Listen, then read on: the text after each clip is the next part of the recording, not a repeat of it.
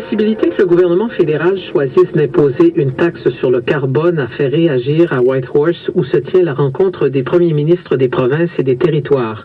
En entrevue à CBC, le premier ministre Justin Trudeau a fait part de son intention d'imposer une telle taxe. Les provinces ne sont pas contre l'idée, mais veulent être respectées. Hugo Lavallée est au Yukon. Les premiers ministres des provinces et des territoires sont réunis pour leur rencontre annuelle avec les chefs autochtones nationaux ici à Whitehorse.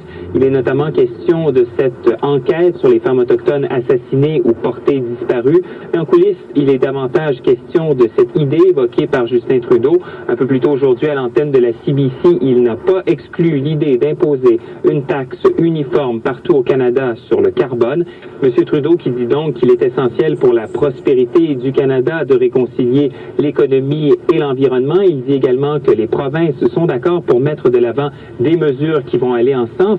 Les provinces, elles, ne veulent pas qu'Ottawa agisse seul. On va entendre à ce sujet le premier ministre Philippe Couillard, de même que la première ministre de l'Alberta, Rachel Notley. Dans notre cas, vous savez que c'est fait avec le marché du carbone, l'Ontario également, Colombie-Britannique, l'Alberta maintenant. Donc, il y a des mécanismes de fixation de prix du carbone qui sont en place au moment où nous parlons.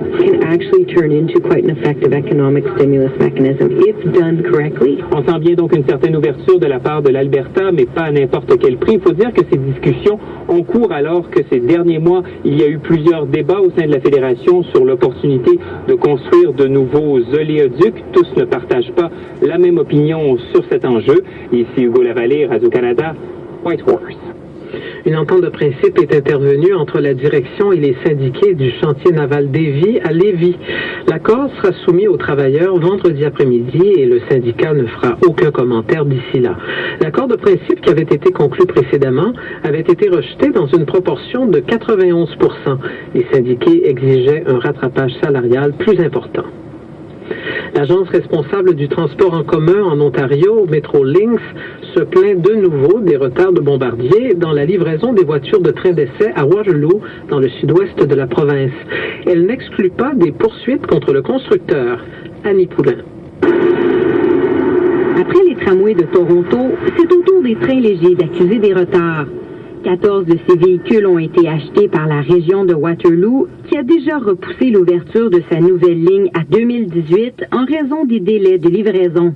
Le conseiller régional Tom Galloway est inquiet. Selon lui, Bombardier a été incapable jusqu'ici de respecter les échéanciers, que ce soit avec la région, la Commission des transports de Toronto ou Metrolinx. L'agence provinciale a refusé de nous accorder une entrevue. Dans un courriel, elle confirme toutefois qu'elle analyse présentement quels sont ses recours. Metrolinx ajoute être inquiète puisque l'ouverture de la ligne Eglinton-Crosstown à Toronto est prévue en 2021. Pour sa part, l'ancien président de Transport Action Canada, Harry Gow, pense que Bombardier a été retardé par une grève à son usine de Thunder Bay, mais que la compagnie réussira à se rattraper. Bombardier a quand même d'autres usines, dont une à Kingston et une autre à Saint-Anne-de-la-Pocatière, qui ont été appelées à la rescousse. Dans un courriel, Bombardier se fait rassurant. La compagnie promet que Metrolinx aura les véhicules d'essai qu'elle attend le mois prochain.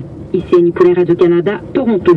En Alberta, l'homme accusé d'avoir tué la petite Aliyah Marsman et sa mère la semaine dernière a comparu à Calgary. Edward Downey, qui fait face à des accusations de meurtre prémédité, devra revenir en cour le 3 août.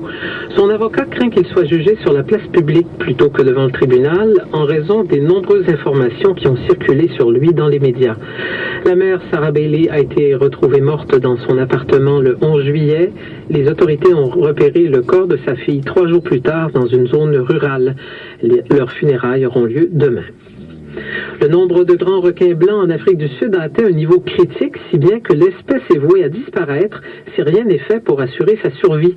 Selon une étude publiée après 6 ans de recherche, le nombre de spécimens se situerait entre 300 et 500 le long de la côte sud-africaine, soit 2 fois moins que ce qui avait été estimé jusqu'à présent.